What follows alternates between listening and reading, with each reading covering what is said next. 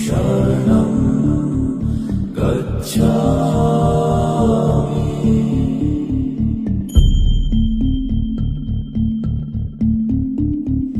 धम्मं शरणं गच्छामि।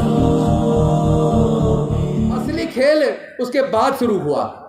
जिन लोगों ने हजारों साल तक हमें गुलाम बना के रखा, उनको ये तकलीफ पैदा होने लगी कि अगर ये गरीबों के, दलितों के, पिछड़ों के, आदिवासियों के बच्चे इस तरह पढ़ लिख कर जज, engineer, doctor, collector, scientist, professor बनेंगे तो उनके खेतों में, उनकी फैक्ट्रियों में सस्ते मजदूर कहाँ से? पिछड़े आदिवासी सब लोग मिलके रोटी बेटी का रिश्ता शुरू करो। और मुझे आपको ये बताते हुए बेहद खुशी महसूस हो रही है, पूरे देश के अंदर दलितों, पिछड़ों, आदिवासियों के बीच आपस में खूब शादियां होनी शुरू हो गई हैं। और बाबा साहेब के संविधान को रख के, तथागत बुद्ध को और बाबा साहेब की मूर्ति को रखकर और संविधान की प्रस्तावना को पढ़ के आज हमारी शादियां हो रही है, इंटरकास्ट मैरिज हो रही है। अब जो बच्चे पैदा होंगे उनके, वो किस जाति के होंगे? वो बुद्ध होंगे, बौद्ध होंगे, वो बौद्ध होंगे।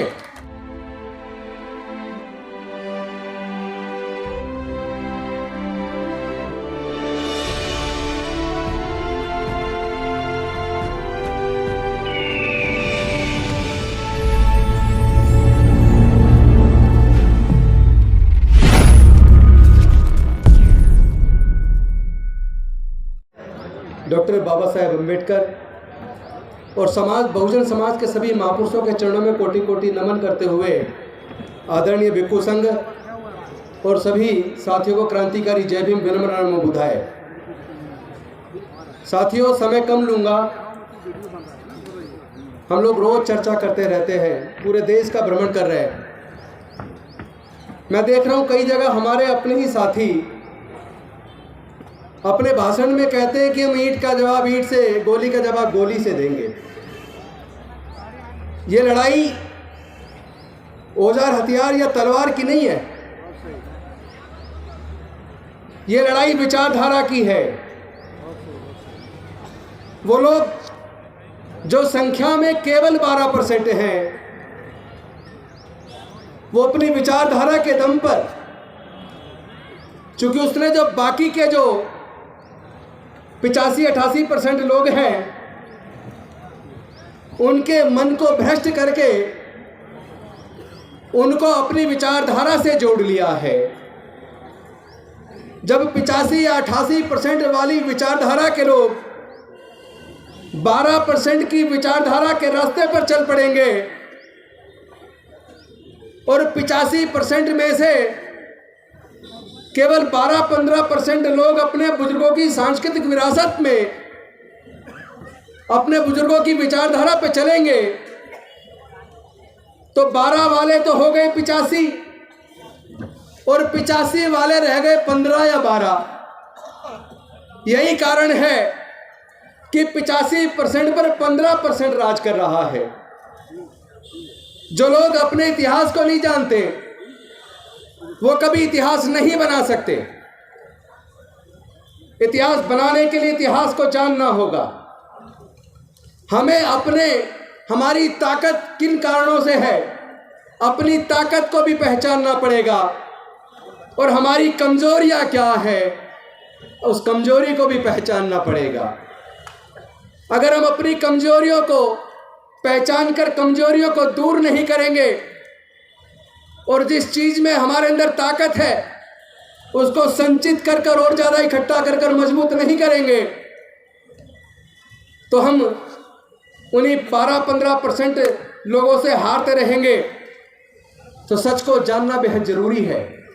हमारी ताकत क्या है, इसको जानने से पहले यह जानना जरूरी है ऐसे कौन से कारण हैं कि हमारे समाज के लोग लगभग 3-3.5 हजार साल तक गुलाम रहे।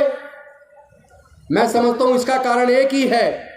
इसका कारण वो धर्मशास्त्र है, वो सामाजिक व्यवस्था है जिसने हमें हजारों जातियों में बांटा, जिसने हमें वर्ण में बांटा, जिसने हमें पढ़ने लिखने से वंचित रखा, जिसने हमें व्यापार करने से वंचित रखा, जिसने हमें संपत्ति से वंचित रखा। और जब वो रास्ते खुले, डॉक्टर बाबा साहेब अम्बेडकर ने खोले। एक तरफ तो उन्होंने हमारे पढ़ने के रास्ते खोले, जब पढ़ने के रास्ते खोल दिए तो हमारे लोग स्कूल कॉलेज जाने लगे। उस वक्त स्कूल कॉलेज सरकारी होते थे, तो सरकारी स्कूलों से पढ़ के हमारे लोग जज, engineer, doctor, collector, scientist, professor बनने लगे। और धीरे धीरे उसका असर ये हुआ कि एक तरफ बाबा साहेब के रिजर्वेशन की वजह से संसद और विधानसभाओं में पहुंचे, और दूसरी तरफ उनके द्वारा खोले हुए मार्ग की वजह से पढ़ लिख कर रिजर्वेशन से हम लोग नौकरियों में पहुंचे। तो थोड़ा थोड़ा घर में पैसा आने लगा, थोड़ा थोड़ा आत्मविश्वास आने लगा। और लेकिन इसके बाद असली खेल उसके बाद शुरू हुआ। जिन लोगों ने हजारों साल तक हमें गुलाम बना के रखा, उनको ये तकलीफ पैदा होने लगी कि अगर ये गरीबों के, दलितों के, पिछड़ों के, आदिवासियों के बच्चे इस तरह पढ़ लिख कर जज, engineer, doctor, collector, scientist, professor बनेंगे तो उनके खेतों में, उनकी फैक्ट्रियों में सस्ते मजदूर कहाँ से आएंगे। और वहीं से उन्होंने षड्यंत्र चालू किया, और उस षड्यंत्र का मैं पर्दाफाश करने आया हूँ। क्योंकि मैंने इस बात का सर्वे किया है कि जो सुप्रीम कोर्ट, हाई कोर्ट के अंदर जो जज हैं वो सरकारी स्कूल से पढ़े हैं या प्राइवेट से पढ़े हैं। जितने सीनियर ब्यूरोक्रेट्स हैं, senior doctor, senior engineer, senior scientist, senior professor हैं, वो सरकारी स्कूल से पढ़े हैं या प्राइवेट से पढ़े हैं। मेरे सर्वे में ये निकल कर आया 97% से 98% के बीच सुप्रीम कोर्ट, हाई कोर्ट के जज, ब्यूरोक्रेट्स, डॉक्टर, इंजीनियर, जज, साइंटिस्ट, प्रोफेसर वो सरकारी स्कूलों से पढ़े हैं। यानी कि सरकारी स्कूलों में पढ़ाई अच्छी थी। फिर ऐसा कौन सा कारण है, लगभग 40 साल पहले एक षड्यंत्र रचा गया कि अगर इसी तरह दलितों, पिछड़ों, आदिवासियों, गरीबों के बच्चे पढ़ लिख कर अगर ये जज, इंजीनियर, डॉक्टर, कलेक्टर बनते रहे तो उनको सस्ते मजदूर कहाँ से मिलेंगे। और जो पढ़ जाएगा वो जग जाएगा, जो जग जाएगा वो सवाल पैदा करेगा, और जो सवाल पैदा करेगा उसको बेवकूफ़ बनाकर उसका वोट नहीं जीत सकते। तो उन्होंने षड्यंत्र किया एक तरफ, और इस सच को आपको मानना पड़ेगा। चूंकि भाई मैं तो बड़ा गौरवान्वित हूँ अपने पूर्वजों की धरती पर मेरठ में आके, चूंकि हम लोग, हमारे पूर्वज मेरठ के थे। आज भी मेरे से कोई पूछता है आप कहाँ से हो, तो मैं कहता हूँ मेरठ जिले से हैं। तो मेरठ जिला तो वो ऐतिहासिक नगरी है। तो आज मैं अपने मेरठ के लोगों से बात करने आया हूँ कि आपको कम से कम इस सच को स्वीकार करना चाहिए। अब से 30 साल पहले आपने कावड़ की लाइन लगी हुई नहीं देखी होगी, कहीं टेंट लगे नहीं देखे होंगे। ऐसे कौन से कारण है कि लगभग 30 साल पहले बाढ़ आ गई, कावड़ की जगह जगह टेंट लग रहे, फ्री में खाना, ये सब क्यों? ताकि आप पढ़ लिख कर कामयाब ना बन जाओ, ताकि आप पढ़ लिख कर सवाल पैदा ना करने लगो। वो चाहते नहीं कि आप पढ़े, और इसी के लिए उन्होंने एक बहुत बड़ा षड्यंत्र किया।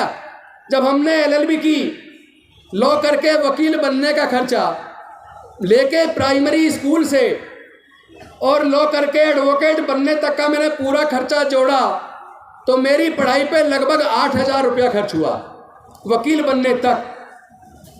लेकिन आज मैं देख रहा था चार्ट, मैंने परसों ट्वीट किया, आपने अगर देखा हो तो, जो लॉ यूनिवर्सिटीज़ हैं, लॉ यूनिवर्सिटीज़ के अंदर एक साल की फीस का खर्चा, ट्यूशन का खर्चा और खाने का खर्चा, सारे खर्चे जोड़ ले तो एक बच्चे को केवल आज जो NLU है, मैं नॉर्मल की बात नहीं कर रहा हूँ, एक NLU से एक बच्चे को अगर आपको LLB करानी है, 5 साल का कोर्स है 12वीं के बाद, और उसका वो कोर्स 12 से 15 लाख रुपया चाहिए एक बच्चे को। मैं पूछना चाहता हूँ अपने लोगों से, क्या हमारे दलित, पिछड़े, आदिवासी, मजदूर, किसान, क्या हमारे 99% लोग अपने बच्चे की पढ़ाई पर 15-20 लाख रुपया खर्चा कर सकते हैं क्या? मैं IIT का बिल देख रहा था, IIM का देख रहा था। IIM के अंदर एक साल की फीस 20 लाख रुपए से ज़्यादा है। IIM 2 साल का कोर्स है, 2 साल का कोर्स करने के लिए 40 लाख रुपए से ज़्यादा चाहिए। दलित, पिछड़े, आदिवासी तो छोड़िए, जनरल कैटेगरी के भी क्या 80% लोग, क्या उनके माँ बाप 40 लाख रुपए का खर्च उठा पाएंगे क्या? मैं DTU, NLU, national Netaji Subhash university और जितने भी इंजीनियरिंग कॉलेज हैं उनकी फीस का पूरा चार्ट देख रहा था। किसी में 1 लाख, किसी में 1.5 लाख, किसी में 2 लाख, किसी में 2.5 लाख, उनका सारा खर्चा देख रहा था। तो इंजीनियरिंग कराने के लिए आज की डेट में सरकारी कॉलेज में आपको 12 से 15 लाख रुपया चाहिए। क्या हमारे समाज के 99% लोग, हमारे समाज का मतलब दलित, पिछड़े, आदिवासी, किसान, मजदूर, पिछड़े वर्ग, सब लोग, सब मिला के 99% के माँ बाप 12 से 15 लाख रुपए का खर्चा नहीं उठा सकते। तो हम जा किधर रहे हैं? कौन सी लड़ाई लड़ रहे हैं भाई? ये लड़ाई विचारधारा की है, ये लाठी गोली की नहीं है।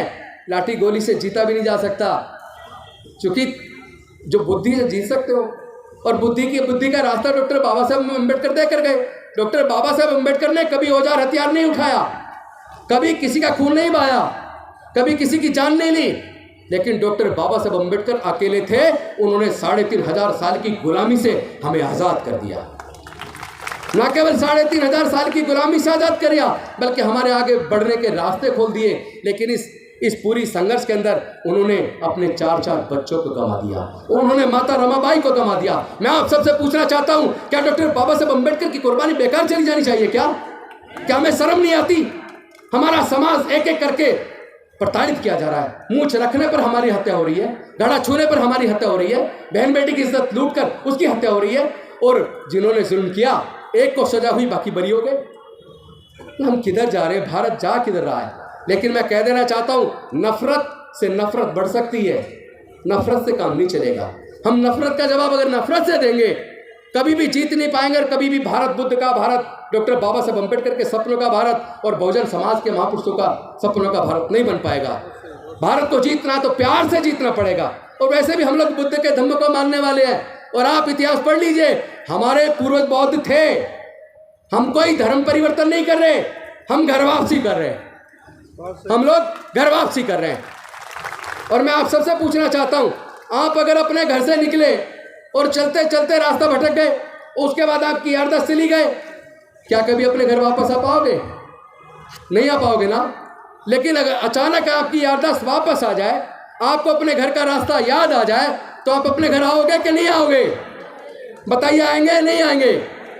तो भाई, जब आज पता चल गया हमारे पूर्वज बौद्ध थे, और हमारी कल्चर इतनी रिच है जिसको पूरी दुनिया ने स्वीकार किया, जिन जिन देशों ने बुद्ध के धम्म को स्वीकार किया, वो देश दुनिया की में तरक्की के मामले में सबसे ऊपर निकल गए। तो अगर हमारे समाज के लोग तरक्की चाहते हैं, विकास चाहते हैं, तो आपको अपने पूर्वजों के धम्म में, बुद्ध के धम्म में वापस आना पड़ेगा। मैं धर्म परिवर्तन के खिलाफ हूँ, मैं किसी की आस्था को ठेस पहुँचाने के लिए बिल्कुल तैयार नहीं हूँ, लेकिन कोई हमारे आस्था को ठेस पहुँचाए वो भी हमें स्वीकार नहीं है। नफरत से नफरत बढ़ेगी, जहर से जहर फैलेगा, प्यार से प्यार फैलेगा। हम प्यार फैलाएंगे, लेकिन प्यार फैलेगा कैसे? पहले कम से कम बीमारी का असल कारण तो जान लो। हमारे उत्पीड़न का कारण क्या? मैं जब भी किसी से बात करता हूँ, हर कोई कहता है हमारे उत्पीड़न का कारण जाति है। अरे अगर जाति उत्पीड़न का कारण है, तो मैं आप सबसे पूछना चाहता हूँ, जब तक हम जातियों को जिंदा रखेंगे, क्या तब तक जाति की वजह से होने वाला उत्पीड़न कभी खत्म हो पाएगा? क्या नहीं हो पाएगा ना। तो जाति खत्म कैसे होगी? जाति छोड़ो, समाज जोड़ो। मेरा ये नारा है, हमारे सब लोग का नारा है, जाति छोड़ो, समाज जोड़ो। लेकिन जाति छूटेगी कब, जाति टूटेगी कब? जब हम सब लोग रोटी बेटी का रिश्ता करेंगे। जैसे नीरज पटेल भी कह रहे थे, हम अपने सारे महापुरुषों को सम्मान देना पड़ेगा। आपस में दलित, पिछड़ा, आदिवासी सब लोग मिलके रोटी बेटी का रिश्ता शुरू करो। और मुझे आपको ये बताते हुए बेहद खुशी महसूस हो रही है, पूरे देश के अंदर दलितों, पिछड़ों, आदिवासियों के बीच आपस में खूब शादियां होनी शुरू हो गई हैं। और बाबा साहब के संविधान को रख के, तथागत बुद्ध को और बाबा साहब की मूर्ति को रखकर और संविधान की प्रस्तावना को पढ़ के आज हमारी शादियां हो रही है, इंटरकास्ट मैरिज हो रही है। अब जो बच्चे पैदा होंगे उनके, वो किस जाति के होंगे? वो बुद्ध होंगे, बौद्ध होंगे, वो बौद्ध होंगे, क्योंकि उन्हें बुद्ध की शरण में आ गए। और बुद्ध ही अल्टीमेटली भारत को बचाएगा। जिस तरह भारत में नफरत का वातावरण है, जाति और धर्म के नाम पर उन्माद है, अगर भारत को बचाना है तो पूरे भारत के सभी लोगों को धीरे धीरे बुद्ध की शरण में आना ही होगा। और हमारे सम्राट अशोक का जो सपनों का भारत था, उस वक्त म्यांमार से लेकर काबुल, कंधार तक, ईरान तक पूरा भारत बौद्ध में था। जहाँ भी कहीं खुदाई होती है केवल बुद्ध निकलते हैं, कोई और नहीं निकलता। इस सच को समझ लीजिए। आपकी बुजुर्गों की सांस्कृतिक विरासत बेहद कीमती है। उस विरासत को सजाने, संवारने, संरक्षित करने का समय आ गया है। चूँकि वक्ता ज़्यादा है और सम्मान में ज़्यादा टाइम, मैं निवेदन करूँगा भंते जी से, आगे से सम्मान में बहुत ज़्यादा टाइम ना लगाए और वक्ता भी लिमिटेड रखें, ताकि सही तरीके से संदेश पहुंचा सके। और आप सब लोगों ने आए, मेरे को ध्यान से सुना, मैं आपका बहुत आभार व्यक्त करता हूं। और साथ में आपसे एक नारे के लिए निवेदन करता हूं, जाति छोड़ो, समाज जोड़ो। जाति छोड़ो, जाति छोड़ो, जाति छोड़ो, जाति छोड़ो, बौद्ध धम्म की क्या पहचान, मानव मानव एक समान, बौद्ध धम्म की क्या पहचान। मानव मानव एक समान। जय जय जय जय जय भीम, जय जय जय जय जय भीम।